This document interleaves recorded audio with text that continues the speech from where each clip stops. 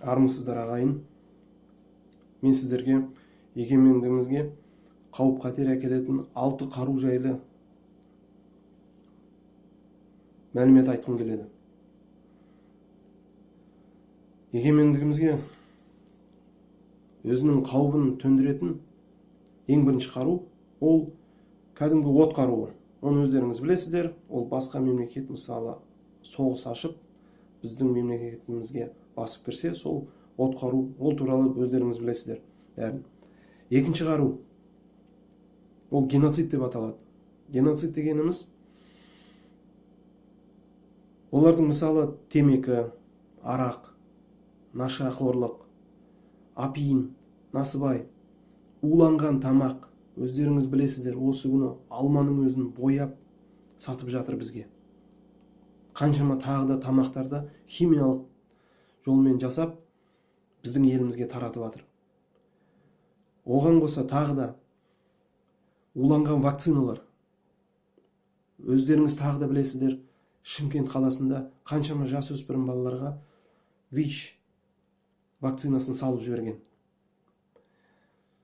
Содан кейін емдемейтін дәрілер. Осы күні дәрінің бағасы қымбаттап жатыр. Арзан дәрілер азайып бара жатыр. Бірақ сол қымбаттаған дәрілердің өздері емдемей адамды, тек ақшамен тәуелді қылып қояды. Бірақ бәрібір сол адам ауруынан жазылмайды. Оған тағы да бір мысал келтірейін. Геноцидтің тағы бір түрі. Ол біздің мемлекетімізде орын алған эко. Қолмен ұрықтандыру. Бұлай қарасаң, эко деген өте керемет зат, өте тамаша зат. Қаншама жанұяға бала бақытын әперіп жатыр. Бірақ өздеріңіз ойлаңызшы, егер біздің еліміздің денсаулығы мықты болса, онда бізге эконың не қажеті бар? Ал шын мәнінде біздің мемлекетіміздің ішіндегі еліміздің денсаулығы нашарлап бара жатыр. Өздігімен, Құдай берген денсаулығымен бала көтере алмай жатыр. Қаншама жанұялар. Сондықтан олар амалсыз экоға бара жатыр. Бұл да бір индикаторлардың бірі. Тағы да бір геноцидтің индикаторы ол онкология ауруы. Сіздер егер соны көргіңіз келсе, онкология ауруханаларына барыңыз. Баяғы кезде ол жерде тек қарт адамдар болатын. Қазір жастар өте көп. Бұл не деген сұмдық? Бұл деген біздің елімізге жүргізіп жатқан геноцид арқылы соғыс. Және геноцидтің бір сіздер білу керек бір әсері, ол бірден өзінің әсерін көрсетпейді. Оның әсері ұрпақтан ұрпаққа, буыннан буынға беріледі. Сонда сіз соның әсерін өз ағзаңыздан байқамауыңыз да мүмкін. Тіпті балаңыздан да көрмеуіңіз мүмкін. Ал шөбере, немере, солардан ол кәдімгідей шығады. Сонда біздің ұрпағымыз уақыт өткен сайын осы геноцидтің әсерінен ұсақтала береді, әлсіздей береді. Тағы да бір мысал, аталарымыздың, батыр аталарымыздың дене пішімін қараңыздар. Қандай батыр еді, қандай алып денелі адамдар еді. Денсаулығы да қандай мықты еді. Ал біздің бүгінгі адамдарымыз қандай денсаулығы? Дене бітімі қандай? Бойы қандай? Осыған қарапты біздің елімізге геноцидтің жүргізіп жатқанын байқауға болады. Бұл дегеніміз екінші қару.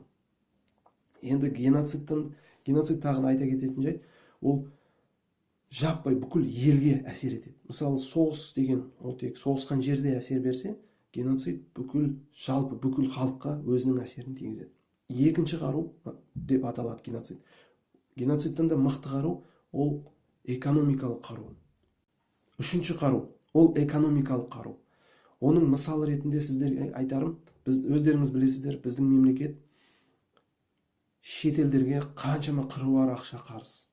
Енді сол қарыздарды қайтару үшін біз ел болып жұмыс істеуіміз керек. Біздің балаларымыз, немере бүкіл ұрпақтарымыз, әлі дүниеге келмеген ұрпақтарымыз қарыздар болып жұмыс істеп жатыр.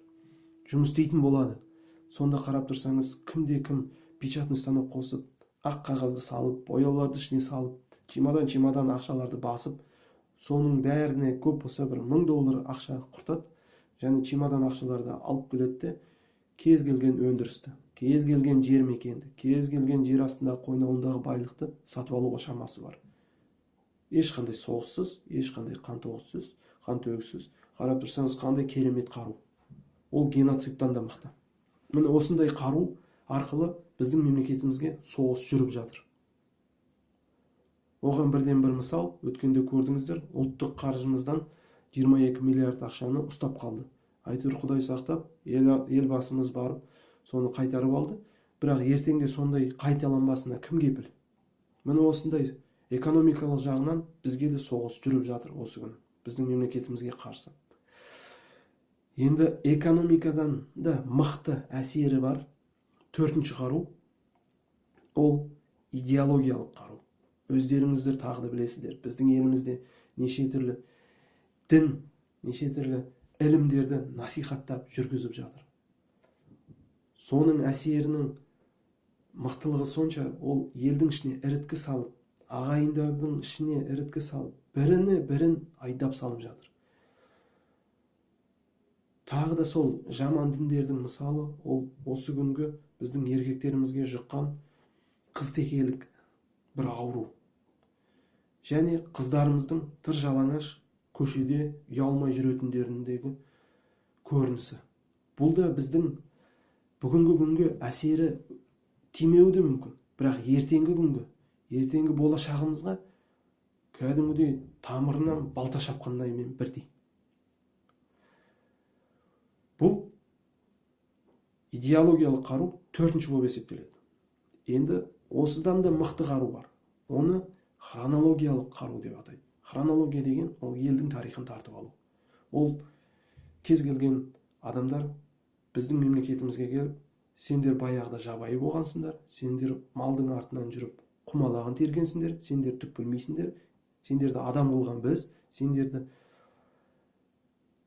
бүкіл әлемді танытқан біз деп басқалар өздерінің насихатын жүргізіп, өздерінің тарихын бізге жазып жатыр. Ал біздің мемлекетімізде сол тарихты қазбалап, тарихты түбегейлі зерттейтін не бір саясат жоқ, не бір мекеме жоқ. Мемлекет жағынан ол тарихымызға қатысты ешқандай жұмыс жүргізіліп жатқан жоқ.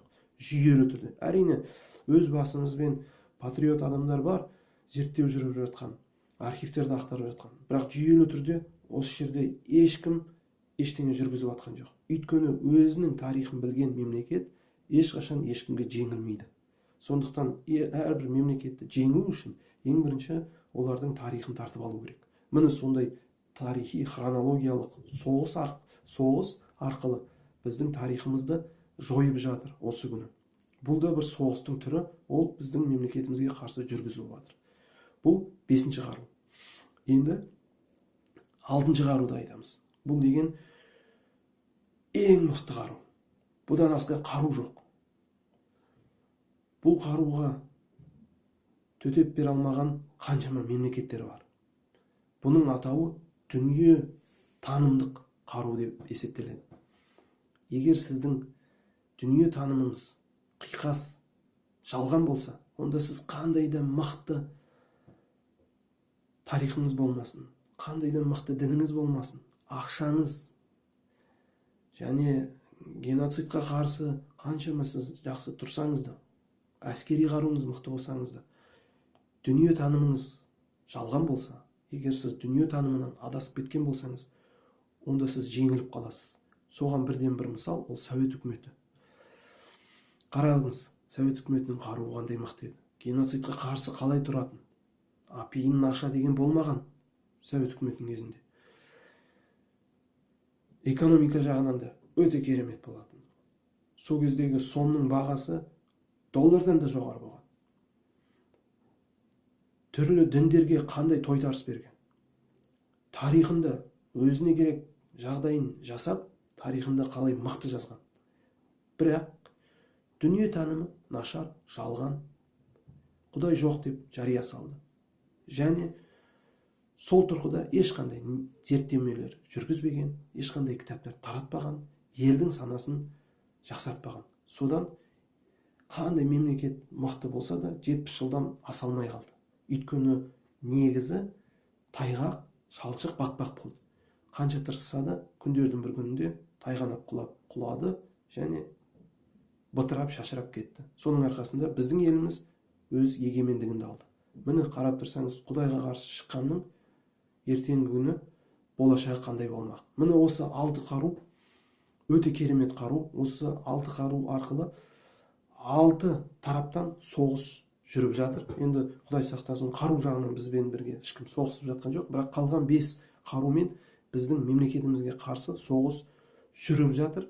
Және біз сол әр салаға, әр тарапқа қарымта әдістемелерді жүргізуіміз керек. Ол үшін біз өзіміздің білімімізді арттыру керек. Ол жайында басқа бейне жазбаларда айтылады, көрсетіледі алдағы уақытта. Ал осымен тамам. Сау саламатты болыңыздар, ағайын.